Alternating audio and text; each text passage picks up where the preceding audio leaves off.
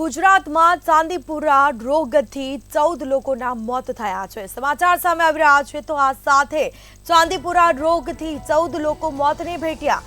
રાજ્યમાં 26 દર્દી પૈકી 14ના મોત નિપજ્યા છે। સૌથી વધુ અરવલ્લીમાં 3 લોકોના મોત થયા। સાબરકાંઠા, મોરબી અને રાજકોટમાં બે લોકોના મોત થયા છે, એટલે કે 4 લોકો મોતને ભેટ્યા છે।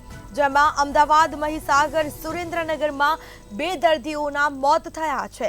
આ સાથે ગાંધીનગર અને મહેસાણામાં પણ 2 દર્દીઓ મોતને ભેટ્યા।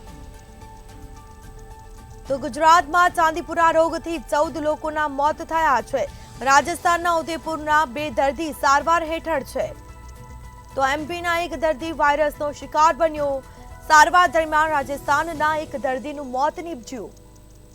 તો ગુજરાતમાં ચાંદીપુરા રોગથી 14 લોકોના મોત થયા છે, જેમાં રાજ્યમાં 26 દર્દીઓ પૈકી 14 લોકો મોતને ભેટ્યા। તો સાબરકાંઠા, મોરબી અને રાજકોટમાં 4 લોકો મોતને ભેટ્યા છે। આ સાથે અમદાવાદ, મહીસાગર, સુરેન્દ્રનગરમાં પણ 2 દર્દીઓ મોતને ભેટ્યા। તો ગુજરાતમાં ચાંદીપુરા રોગથી 14 લોકો મોતને ભેટ્યા છે।